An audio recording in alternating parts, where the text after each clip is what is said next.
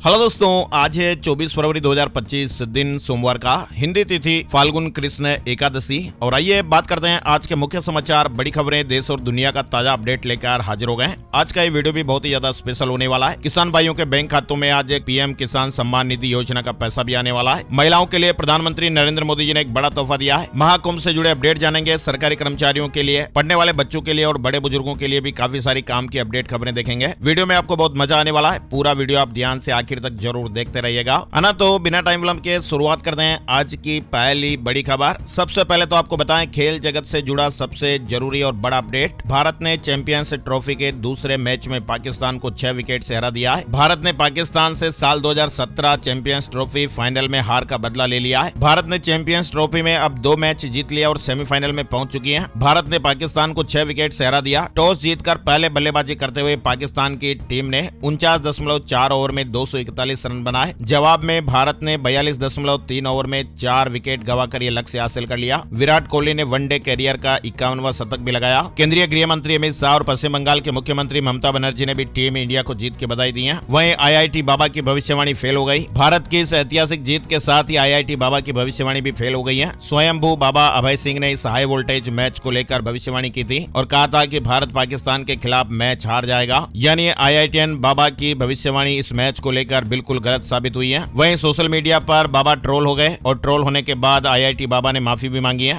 Twitter पर यानी x पर एक पोस्ट करके उन्होंने लिखा कि मुझे मन ही मन पता था कि इंडिया जीतेगा। जब आपको मन ही मन ये पता था तो आपने वीडियो में ऐसा क्यों बोला था कि इंडिया नहीं जीतेगा। सोशल मीडिया प्लेटफॉर्म एक्स पर अभय सिंह के अकाउंट से उन्होंने लिखा कि मैं सार्वजनिक रूप से माफी मांगना चाहता हूं और आप सभी से जश्न मनाने के लिए कहना चाहता हूं। ये पार्टी का समय है, मुझे मन ही मन पता था कि इंडिया जीतेगा। तो फिलहाल आईआईटीएन बाबा की जो भविष्यवाणी है वो तो फेल हो गई है और भविष्यवाणी करके आईआईटी बाबा फंस भी गए। यूजर्स ने तो इतना ट्रोल किया कि उन्हें माफी मांगनी पड़ी, है ना। और प्रधानमंत्री नरेंद्र मोदी जी आज पीएम किसान सम्मान निधि योजना की 19वीं किस्त जारी करेंगे। 10 करोड़ किसान भाइयों के बैंक अकाउंट में 22,000 करोड़ रुपए की राशि आज ट्रांसफर होने वाली है। आज 24 फरवरी को किसानों के बैंक अकाउंट में पैसे आने वाले हैं। साथ ही आपको बताएं बागेश्वर धाम में प्रधानमंत्री मोदी ने कैंसर हॉस्पिटल की आधारशिला रखी है। पीएम नरेंद्र मोदी रविवार को छतरपुर के बागेश्वर धाम पहुंचे और यहाँ उन्होंने Bageshwar Dham medical and science research institute की आधारशिला रखी। इसके पहले पीएम मोदी ने यहाँ मंदिर में बालाजी की पूजा की। वहीं धीरेन्द्र शास्त्री ने भी प्रधानमंत्री नरेंद्र मोदी की तारीफ की। उन्होंने कहा कि हम बहुत उत्साहित हैं। पीएम मोदी वीरों, हीरों, संत और महंतों की धरती पर आए हैं। दुनिया के सबसे लोकप्रिय नेता यहाँ हैं। हम आपका अभिनंदन करते हैं और ये एक बेहतरीन पल है। आभार के लिए शब्द काफी नहीं है। अमेरिका में डोनाल्ड ट्रंप भी कहते हैं भारत के महान पीएम। धीरेन्द्र शास्त्री ने इससे पहले बागेश्वर धाम में पीएम मोदी का स्वागत किया।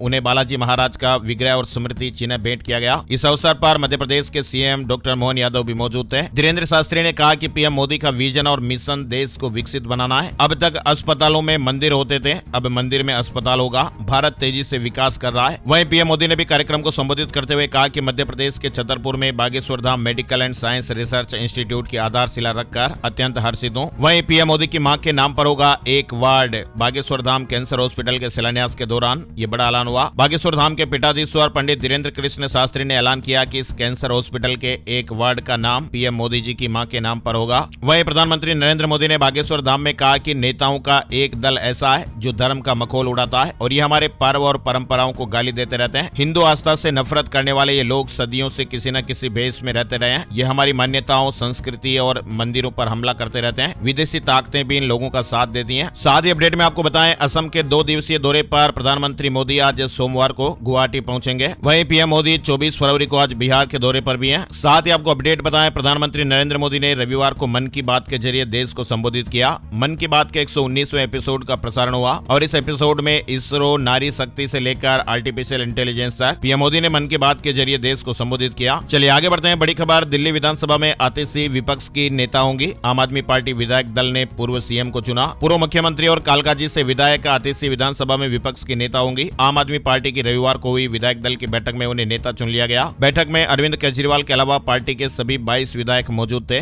और ये पहली बार है जब दिल्ली विधानसभा में कोई महिला विपक्ष की नेता बनी है। विधायक दल का नेता चुने जाने के बाद आतिशी ने प्रेस कॉन्फ्रेंस की। उन्होंने कहा कि विपक्ष के नाते आम आदमी पार्टी भाजपा सरकार से सारे वादे पूरे करवाएगी। साथ ही दिल्ली नगर निगम एमसीडी में काम करने वाले अस्थायी कर्मचारियों के लिए भी बड़ी खुशखबरी आई है। आम आदमी पार्टी के नेतृत्व वाली एमसीडी ने ऐलान किया कि हाउस में 12,000 कच्चे कर्मचारियों को पक्का किया जाएगा। 25 फरवरी को होने वाली एमसीडी सदन की बैठक में इस प्रस्ताव पर मुहर लगेगी। चलिए आगे बढ़ते हैं। बड़ी खबर, कांग्रेस कांग्रेस के सीनियर लीडर और केरल के तिरुवनंतपुरम से सांसद शशि थरूर ने पार्टी नेतृत्व से अपनी भूमिका स्पष्ट करने की मांग की है। उन्होंने राहुल गांधी से पूछा कि कांग्रेस में मेरा क्या रोल है। दरअसल शशि थरूर ने 18 फरवरी को दिल्ली में राहुल गांधी से मुलाकात की थी और इस दौरान उन्होंने पार्टी में किनारे किए जाने पर गहरी नाराजगी जताई। उन्होंने कहा कि उन्हें संसद के महत्वपूर्ण बहसों में बोलने का मौका नहीं मिलता और पार्टी में उन्हें इग्नोर किया जा रहा है। शशि थरूर ने कहा कि वह पार्टी में अपनी स्थिति को लेकर असमंजस में है और ये चाहते हैं कि राहुल गांधी उन्हें उनकी भूमिका के बारे में स्पष्ट रूप से बताएं। चलिए आगे बढ़ते हैं। बड़ी खबर देखिए, न्यूयॉर्क से नई दिल्ली आ रही एक फ्लाइट को बम की धमकी मिली, रोम डाइवर्ट किया गया विमान। वहीं सुप्रीम कोर्ट ने भ्रष्टाचार निवारण कानून के तहत दर्ज मामलों में कार्रवाई को लेकर एक महत्वपूर्ण टिप्पणी की है। शीर्ष अदालत ने कहा कि हर मामले में प्रारंभिक जांच अनिवार्य नहीं है। सुप्रीम कोर्ट ने साफ किया कि प्रारंभिक जांच की मांग आरोपी का निहित अधिकार नहीं है। सुप्रीम कोर्ट ने भ्रष्टाचार निवारण कानून के तहत हर मामले में प्रारंभिक जांच को अनिवार्य नहीं माना है। बड़ी खबर देखिए, 8 और 9 अप्रैल को अहमदाबाद में होगा कांग्रेस का राष्ट्रीय अधिवेशन। सोनिया गांधी समेत कई बड़े नेता इसमें शामिल होंगे। गुजरात के अहमदाबाद में अधिवेशन सत्र की शुरुआत 8 अप्रैल को होने वाली है। कांग्रेस अध्यक्ष मल्लिकार्जुन खड़गे दोनों बैठकों की अध्यक्षता करेंगे। वही देखिए, अडानी ग्रुप से जुड़ा एक बड़ा अपडेट आ रहा है। कई क्षेत्रों में काम करने वाली अडानी ग्रुप की कंपनियों ने वित्त वर्ष 2023-24 में 58,104 करोड़ रुपए का टैक्स चुकाया है। ग्रुप ने रविवार को इस तरह से जानकारी दी। अडानी ग्रुप ने वित्त वर्ष 2022-23 में 46,610 करोड़ रुपए का टैक्स चुकाया। वहीं 2023-24 में 58,104 करोड़ रुपए का टैक्स चुकाया है। अनावरत तेलंगाना टनल हादसे से जुड़ा एक बड़ा ही दर्दनाक अपडेट आ रहा है। आपको बताएं, तेलंगाना के नागर कुर्नूल जिले में निर्माणाधीन Shri Salem left bank canal यानी SLBC टनल का एक हिस्सा 22 फरवरी को ढह गया था और इस दौरान वहां 8 कर्मचारी फंस गए। फिलहाल रेस्क्यू ऑपरेशन चल रहा है। SDRF के अधिकारियों के मुताबिक सुरंग के अंदर जाने का कोई रास्ता नहीं है। घुटनों तक कीचड़ है। सुरंग के अंदर ऑक्सीजन भेजी जा रही है। इस रेस्क्यू के लिए NDRF के 145 और SDRF के 120 जवान भी तैनात हैं। यह हादसा 22 फरवरी की सुबह करीब 8:30 बजे हुआ था। टनल के एंट्री पॉइंट से 14 किलोमीटर अंदर टनल की छत का करीब 3 मीटर हिस्सा ढह गया और इस दौरान इस टनल के अंदर करीब 60 लोग काम कर रहे थे। 52 लोग किसी तरह जान बचाकर निकल आए, लेकिन 8 लोग इसमें फंस गए, जिसमें 2 इंजीनियर, 2 मशीन ऑपरेटर और 4 मजदूर हैं। रेस्क्यू ऑपरेशन चलाया जा रहा है, लेकिन जो दर्दनाक अपडेट है वो ये है, अधिकारी कह रहे हैं कि 8 मजदूरों के बाहर आने की उम्मीद कम है। पानी और कीचड़ निकालने में हेवी पंप भी मंगाए गए हैं। चलिए बड़ी खबर देखिए, अमेरिका में सरकारी कर्मचारियों की नौकरी पर बड़ा खतरा।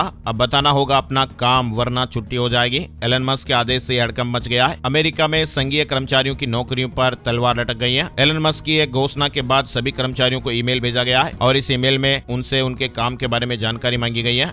सरकारी कर्मचारियों को मेल पर अब अपना काम बताने का आदेश दिया गया है। अनावरत जर्मनी में आम चुनाव के लिए वोटिंग हो रही है। जर्मनी में आम चुनाव से जुड़ा अपडेट है। सर्वे में मौजूदा चांसलर की सोशल डेमोक्रेटिक पार्टी SPD पिछड़ती दिखाई दे रही है। वहीं विपक्षी क्रिश्चियन डेमोक्रेटिक यूनियन CDU के फ्रेडरिक मर्ज चांसलर रेस में आ गए हैं। अमेरिका से अप्रवासी भारतीयों का चौथा बैच भी भारत पहुंच गया है। इसमें 12 लोग आए। इन्हें अमेरिका से पनामा डिपोर्ट किया गया था और वहां से इन्हें सिविलियन प्लेन में भारत भेजा गया। वहीं देखिए, AI डाउनलोड में चीन और अमेरिका से भी आगे निकला भारत। वित्त मंत्री निर्मला सीतारमण ने बड़ा अपडेट दिया है। उन्होंने कहा कि भारत AI डाउनलोड में चीन और अमेरिका से भी आगे निकल गया है। अधिवक्ता संशोधन विधेयक के मसौदे में बदलाव होगा। केंद्र के फैसले का बार काउंसिल ने स्वागत किया है और हड़ताल पर भी अपडेट आया है। बार काउंसिल ऑफ इंडिया ने सरकार द्वारा एडवोकेट अमेंडमेंट विधेयक पर पुनर्विचार करने के निर्णय का स्वागत किया है। वहीं सरकार के इस निर्णय के बाद दिल्ली के सभी जिला न्यायालय बार एसोसिएशनों की समन्वय समिति द्वारा हड़ताल भी वापस ले ली गई है। देश भर में अधिवक्ता संशोधन विधेयक 2025 के विरोध और विभिन्न राज्यों के हाई कोर्ट के बार काउंसिल की ओर से हड़ताल के ऐलान के बाद अब केंद्र सरकार ने इस संशोधन के मसौदे में बदलाव का ऐलान किया है। शनिवार को केंद्र सरकार की ओर से कहा गया कि अधिवक्ता संशोधन विधेयक 2025 के मसौदे में बदलाव किया जाएगा। चलिए आगे बढ़ते हैं। बड़ी खबर, जैसा कि हमने आपको बताया था, पीएम मोदी जी की तरफ से महिलाओं को एक बड़ा तोहफा दिया गया है। महिला दिवस पर प्रधानमंत्री नरेंद्र मोदी की ये नई पहल आप देखिए। दरअसल प्रधानमंत्री मोदी ने मन की बात कार्यक्रम में 119वें एपिसोड में संबोधित करते हुए एक नई पहल की घोषणा की। उन्होंने कहा कि इस बार महिला दिवस पर मैं अपना जो ट्विटर अकाउंट है, इंस्टाग्राम अकाउंट है, वो देश भर की कुछ इंस्पायरिंग महिलाओं को, वुमेन को सौंपने जा रहा हूँ, जो हमारी नारी शक्ति को समर्पित होगी। 8 मार्च को इस तरह की जो महिलाएं हैं वो अपने कार्य और अनुभवों को देशवासियों के साथ साझा करेंगी। पीएम मोदी ने कहा कि प्लेटफॉर्म भले ही मेरा होगा, लेकिन वहाँ उनके अनुभव, उनकी चुनौतियां और उनकी उपलब्धियों की बातचीत होगी। चलिए आगे बढ़ते हैं। बड़ी खबर देखिए, महाकुंभ से जुड़े कुछ जरूरी अपडेट भी जान लेते हैं। शिवरात्रि पर प्रयागराज में जुलूस नहीं निकलेगा। महाकुंभ में रविवार आखिरी वीकेंड को पूरे दिन भारी भीड़ देखने को मिली। हालांकि रात होते होते भीड़ थोड़ी कम हुई। लोगों ने प्रयागराज से निकलना शुरू भी किया है। फिलहाल जाम की कोई स्थितियां नहीं है और इसी तरह अन्य इलाकों में भी जाम कमी है। रविवार सुबह थोड़ी श्रद्धालुओं की भीड़ बढ़ गई थी। एयरपोर्ट पर चाय कॉफी के लिए भी यात्रियों को लाइन में लगना पड़ा। वहीं संगम में डुबकी लगाने लगाने के लिए महाकुंभ पहुंचे बोनी कपूर। बॉलीवुड प्रोड्यूसर बोनी कपूर भी रविवार को प्रयागराज पहुंचे। उन्होंने भी कहा कि प्रयागराज का ऐसा नजारा उन्होंने पहले कभी नहीं देखा। महाकुंभ में महाशिवरात्रि से पहले महाजाम को लेकर ट्रैफिक संभालने के लिए एडीजी समेत 6 और आईपीएस भेजे गए। महाकुंभ में महाशिवरात्रि से पहले एक बार फिर महाजाम की स्थितियां कई इलाकों में देखने को मिल रही है और इसी से निपटने के लिए अब योगी सरकार ने 6 और आईपीएस अफसरों को ट्रैफिक व्यवस्था संभालने के लिए प्रयागराज में उतार दिया है। ये सभी अफसर प्रयागराज आने वाले मार्गों की व्यवस्थाएं देखेंगे। सभी को अलग अलग मार्गों पर तैनात किया गया है। वहीं देखिए, महाकुंभ के लिए निकले अपार जन प्रवाह का काशी पहुंचना भी लगातार जारी है। पूरे भारत की सड़कों से रेंगते वाहन काशी पहुंचने से हर और जाम की स्थितियां लगातार बनी हुई है। महाशिवरात्रि पर काशी विश्वनाथ धाम में 15 लाख श्रद्धालु दर्शन पूजन कर सकते हैं, ऐसा अनुमान है और इसलिए अब प्रशासन भी मुस्तैद हो गया है। खास इंतजाम किए जा रहे हैं। चलिए बड़ी खबर देखिए, प्रधानमंत्री नरेंद्र मोदी ने महाकुंभ में डटे पुलिस कर्मचारियों की तारीफ भी की है। उन्होंने कहा कि यूपी पुलिस ने महाकुंभ में एक साधक और सेवावृत्ति की तरह काम किया है। पुलिस कर्मियों ने देश के कोटि कोटि लोगों को संभाल कर उनका दिल जीत लिया है। वे सभी बधाई के पात्र हैं। यूपी पुलिस ने पीएम मोदी के संबोधन का एक क्लिप भी सोशल मीडिया प्लेटफॉर्म पर पोस्ट किया है। यानी पीएम मोदी ने महाकुंभ में डटे पुलिस कर्मियों की तारीफ की है। पीएम मोदी ने कहा कि महाकुंभ में पुलिस कर्मचारियों ने जो काम किया वो बहुत ही सराहनीय है और ये बधाई के पात्र हैं। जवानों की सराहना की गई है। वहीं रेल मंत्री अश्विनी वैष्णव ने नई दिल्ली रेलवे स्टेशन का दौरा किया। भीड़ को कंट्रोल करने को लेकर भी बात कही। उन्होंने कहा कि नई दिल्ली रेलवे स्टेशन पर पहुंच नियंत्रण और भीड़ नियंत्रण के लिए कई कदम उठाए गए हैं। महाकुंभ भगदड़ से जुड़ा अपडेट देखिए, जांच के लिए बनाए गए आयोग को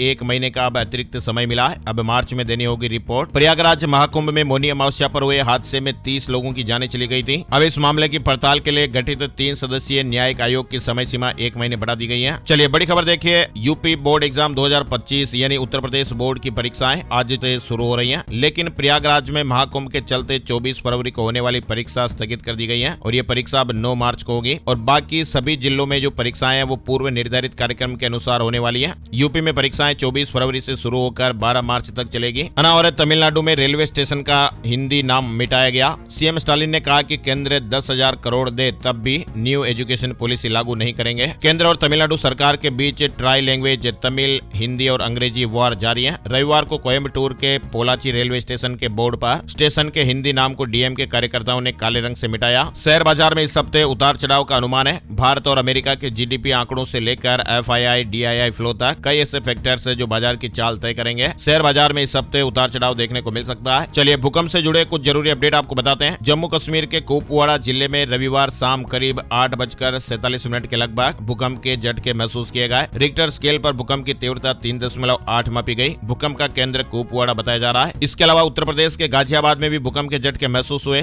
2.8 की तीव्रता रही। उत्तर प्रदेश के गाजियाबाद में भी रविवार 23 फरवरी को दोपहर 3:24 के लगभग भूकंप के झटके महसूस किए गए। भूकंप का केंद्र 10 किलोमीटर की गहराई में था। इधर हिमाचल प्रदेश के मंडी में 3.7 तीव्रता का भूकंप आया। जान माल का नुकसान नहीं। हिमाचल प्रदेश के मंडी जिले में रविवार सुबह 8:42 के लगभग मध्यम तीव्रता का भूकंप आया। वैसे आपको बताएं, मंडी इलाका भूकंप का हाई रिस्क एरिया है। वहीं एक बड़ी खबर देखिए आप, हाल ही में किए गए एक शोध से ये पता चला कि पृथ्वी का अंदरूनी कोर पिछले 20 सालों में अपनी शक्ल बदल चुका है। ये बदलाव सतह से करीब 4000 मील नीचे हुआ है, जहां पर ठोस कोर और तरल बाहरी कोर की सीमा मिलती है। अमेरिका की यूनिवर्सिटी ऑफ साउदर्न कैलिफोर्निया के प्रोफेसर जॉन विडाले के नेतृत्व में इस शोध को अंजाम दिया गया। धरती के दिल में हलचल, 20 साल में बदल गई पृथ्वी के अंदरूनी कोर की शक्ल, ये एक बड़ा शोध हुआ है। चलिए आगे बढ़ते हैं। बड़ी खबर, छत्तीसगढ़ विधानसभा सत्र से जुड़ा हुआ अपडेट है। 3 मार्च को बजट पेश होगा। वहीं छत्तीसगढ़ में बजट सत्र से पहले कैबिनेट की बैठक हुई। प्रदेश के किसानों को धान के अंतर की राशि देने के लिए 3300 करोड़ रुपए, स्टाम्प ड्यूटी संशोधन समेत 4 विधेयक भी मंजूर हुए हैं। वहीं 30 साल की सेवा पूरी कर चुके छत्तीसगढ़ कैडर के आईएफएस को पीसीसीएफ के बराबर सैलरी दी जाएगी। छत्तीसगढ़ कैबिनेट में सरकार ने ये फैसले लिए हैं। हरियाणा निकाय चुनाव से जुड़ा अपडेट देखिए, कांग्रेस के 4 पन्ने का घोषणा पत्र। इसमें हाउस टैक्स को आसान बनाने, अनियमित कॉलोनियों को नियमित करने के लिए पॉलिसी लाने, पार्कों में ओपन जिम बनाने जैसे कई वादे किए गए। 4 पन्नों के इस घोषणा पत्र में महिलाओं, बच्चों, बुजुर्गों, प्रवासियों आदि की बेहतरी का संकल्प लेते हुए कुल 37 वादे किए गए। हरियाणा बजट से जुड़ा अपडेट देखिए, सीएम सैनी ने बुलाई मंत्रियों और विधायकों की बैठक, सुझाव लिए जाएंगे। बजट लगभग 70% बनकर तैयार है, ऐसे अपडेट आए हैं। मार्च के दूसरे हफ्ते से हरियाणा बजट सत्र शुरू होगा। सरकार की तरफ से बजट तैयार किया जा रहा है और बजट के सुझाव लेने के लिए सीएम सैनी ने मंत्रियों और विधायकों की बैठक बुलाई है। ये बैठक पंचकुला में होगी।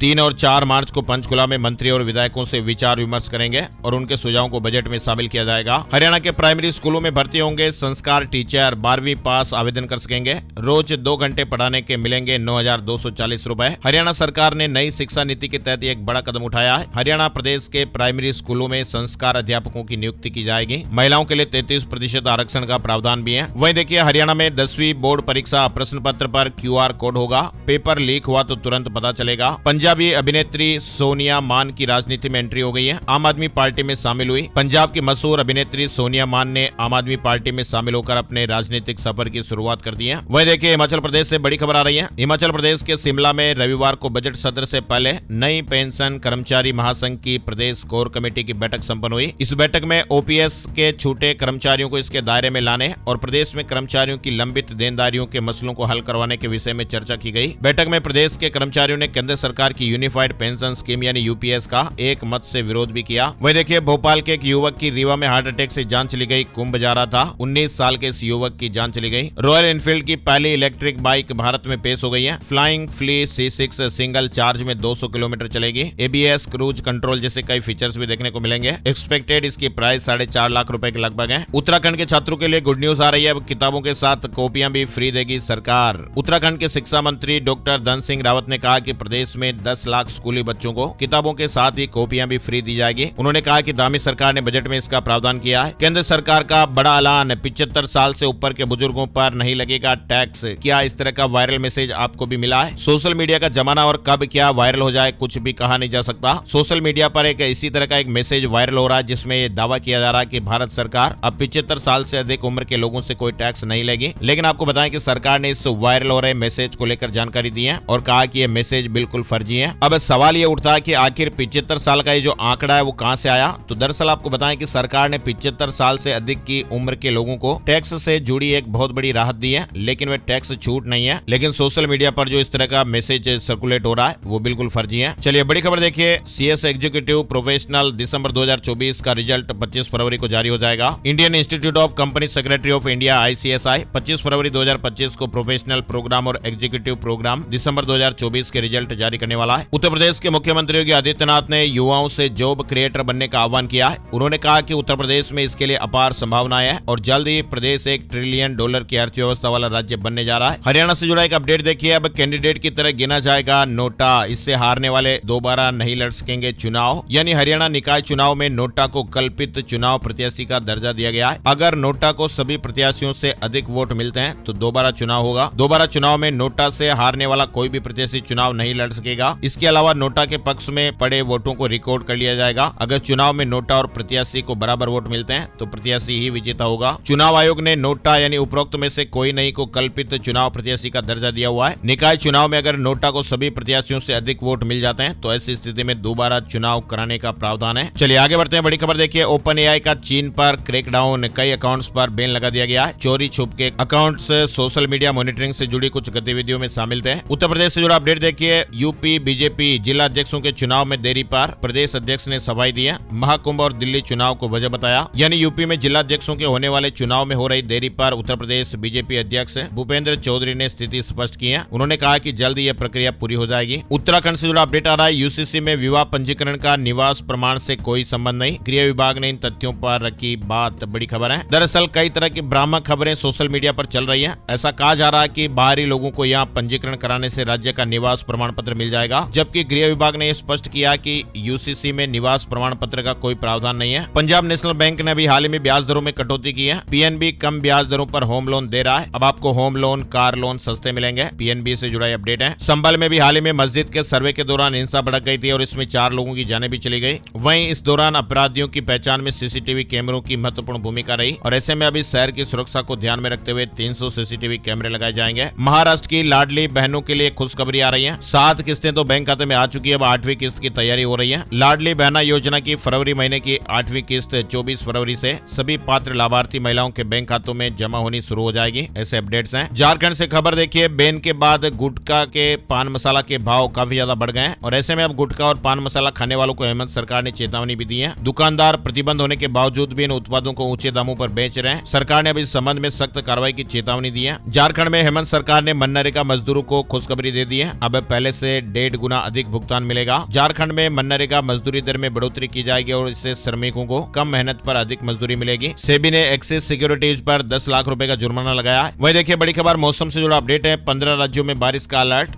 मध्य प्रदेश में रात में ठंड महसूस हो रही है। राजस्थान में भी पारा 10 डिग्री से नीचे है। उत्तराखंड और हिमाचल प्रदेश में अगले 2 दिन बारिश और बर्फबारी के आसार भी हैं। देश के पूर्वी राज्यों में बरसात का दौर बना हुआ है। मौसम विभाग ने कई इलाकों में बारिश की संभावना जताई है। बिहार में प्री मानसून सीजन शुरू होने वाला है। बिहार में 1 मार्च से प्री मानसून सीजन की शुरुआत होने के आसार हैं और मौसम विभाग ने इस दिन पटना, बेगूसराय, भागलपुर समेत कुछ जिलों में हल्की बारिश होने की संभावनाएं जताई है। उत्तराखंड का मौसम भी फिर से बदलेगा। 2 दिन भारी बर्फबारी होने का अनुमान है। 25 फरवरी से 3200 मीटर तक ऊंचाई पर बर्फबारी के आसार बन रहे हैं। हिमाचल का मौसम अपडेट देखिए, शिमला में भारी बर्फबारी, ऑरेंज अलर्ट जारी हुआ है। उत्तर प्रदेश में भी 27 फरवरी से मौसम में बदलाव होगा। कई जिलों में बारिश का पूर्वानुमान है। उत्तरकाशी में बर्फबारी से गंगोत्री हाईवे तक बंद हो गया। 2 दिन मौसम खराब रहने के बाद भारी स्नोफॉल हुआ। बीआरओ हाईवे खोलने में जुटा हुआ है। वहीं जम्मू कश्मीर से जुड़ा अपडेट भी देखिए, महाशिवरात्रि पर भारी बारिश और बर्फबारी के आसार हैं। कई जिलों में येलो अलर्ट घोषित किया गया है। चलिए बड़ी खबर की बात करते हैं। हफ्ते की टॉप जॉब कौन कौन सी रही। सबसे पहले आपको बताएं कि बैंक ऑफ बड़ौदा में 4000 भर्तियां चल रही हैं। सीआईएसएफ में 1161 वैकेंसी है, यानी इस हफ्ते देश भर के अलग अलग विभागों में 10,000 से ज्यादा भर्तियां निकली हुई हैं। बैंक ऑफ बड़ौदा में पद 4000। यूनियन बैंक ऑफ इंडिया में 2691 पदों पर भर्ती का मौका है। स्टेट बैंक ऑफ इंडिया में 1194 पदों पर भर्ती का मौका है। सीआईएसएफ में 1161 पदों पर भर्ती का मौका। वहीं यूपीएससी सीएमएस 2025 भर्ती में 705 पोस्ट हैं। बैंक ऑफ बड़ौदा में मैनेजर की भर्ती भी चल रही है 518 पदों पर, है ना। और बड़ी खबर राजस्थान से आ रही है। 150 फीट गहरे बोरवेल में 5 साल का बच्चा गिर गया। देसी जुगाड़ से निकालने की कोशिश हो रही है। 80 फीट दूर जेसीबी से भी खुदाई की जा रही थी। राजस्थान के झालावाड़ में 5 साल का बच्चा रविवार दोपहर करीब 1:40 के आसपास 150 फीट गहरे ट्यूबवेल यानी बोरवेल में गिर गया। बताया जा रहा है कि ये बच्चा 30 फीट की गहराई में फंसा हुआ है। ये मामला डग थाना इलाके के पाटला गांव का है। पाइप के जरिए बच्चे को ऑक्सीजन पहुंचाई गई है। रेस्क्यू टीम प्रयास कर रही है। जयपुर में 24 फरवरी को प्रस्तावित शिक्षक रैली स्थगित हो गई है। विधानसभा सत्र के बाद सरकार से बातचीत का आश्वासन, प्रमुख मांगों पर चर्चा होगी। यानी राजस्थान शिक्षक संघ की ओर से प्रस्तावित 24 फरवरी को जयपुर में शिक्षक रैली और विधानसभा प्रदर्शन स्थगित कर दिया गया है। सरकार की ओर से मिले आश्वासन के बाद संगठन ने रैली और प्रदर्शन को आगामी तिथि तक स्थगित करने का फैसला लिया है। बिहार में बिजली कर्मचारियों का आंदोलन, 27 फरवरी को पटना में महाधरना होगा। 8 सूत्री मांगों को लेकर विद्युत आपूर्ति का बहिष्कार हो रहा है। Bihar state progressive electric works union ने अपनी मांगों को लेकर बड़ा आंदोलन करने का यह फैसला लिया है और यूनियन 27 फरवरी को पटना में महाधरना करेगी। इससे पहले 26 फरवरी को मसाल जुलूस भी निकाला जाएगा। बिहार में किसानों को मखाना उत्पादन और मछली पालन के लिए लीज पर जमीन देने की प्रक्रिया को और सरल बनाया जाएगा। सरकार इस पर गंभीरता से विचार करेगी। प्रधानमंत्री नरेंद्र मोदी की भागलपुर में होने वाली किसान रैली से एक दिन पहले बिहार के डिप्टी सीएम सम्राट चौधरी जी ने यह ऐलान किया है। वहीं बिहार लोक सेवा आयोग से तीसरे चरण में चयनित 66,000 शिक्षकों को 9 मार्च को नियुक्ति पत्र दिए जाएंगे। मुख्यमंत्री नीतीश कुमार पटना में आयोजित समारोह में कुछ शिक्षकों को नियुक्ति पत्र देंगे, जबकि अन्य जिलों में भी कार्यक्रम होंगे। उत्तराखंड से बड़ी खबर आ रही है। उत्तराखंड के राजकीय विद्यालयों के समस्त शिक्षकों और प्रधानाचार्य को 50 घंटे का शिक्षण अधिगम प्रशिक्षण आईसीटी लेना होगा। राष्ट्रीय शिक्षा नीति एनईपी 2020 में शिक्षण प्रक्रिया में डिजिटल पेडागोजी के महत्व को प्रमुखता से रेखांकित किया गया है। और आइए बात करते हैं आज का राशिफल कैसा रहने वाला है। आज 24 फरवरी को सोमवार के ग्रह नक्षत्र मेष राशि वालों को बिजनेस में फायदा होने की संभावनाएं है। वृष राशि के लोगों को प्रॉपर्टी के मामलों में विशेष लाभ मिल सकता है। मिथुन और सिंह राशि के लोगों को सितारों का साथ मिलेगा। कर्क राशि वालों का रुका हुआ इनकम सोर्स शुरू हो सकता है। वृश्चिक राशि के नौकरी पेशा लोगों की तरक्की के योग बनेंगे। नया काम शुरू करने के लिहाज से धनु राशि वालों के लिए भी आज अच्छा दिन है। मीन राशि वालों का प्रॉपर्टी या व्हीकल संबंधी रुका हुआ काम पूरा हो सकता है। नौकरी पेशा लोगों को बदलाव के मौके मिलेंगे और इसके अलावा बाकी राशियों के लिए आज सामान्य दिन रहेगा। तो ये थे दोस्तों आज के मुख्य समाचार, बड़ी खबरें, हेडलाइंस और सुर्खियां अपडेट। ऐसी काम की ताजा खबरों का, बड़ी खबरों का वीडियो हम हर रोज आपके लिए लेकर आते रहते हैं। तो प्लीज हमारी मेहनत को आप सपोर्ट कीजिएगा। इस वीडियो को आप अपने यार दोस्तों, मित्रों और जान पहचान वालों के साथ भी फेसबुक और व्हाट्सएप पर जो आपको स्क्रीन पर शेयर बटन दिख रहा है, इसे जरूर शेयर कर दीजिएगा। एक और नई जानकारी और अपडेट वीडियो में फिर मिलेंगे। तब तक के लिए जय श्री राम, जय हनुमान।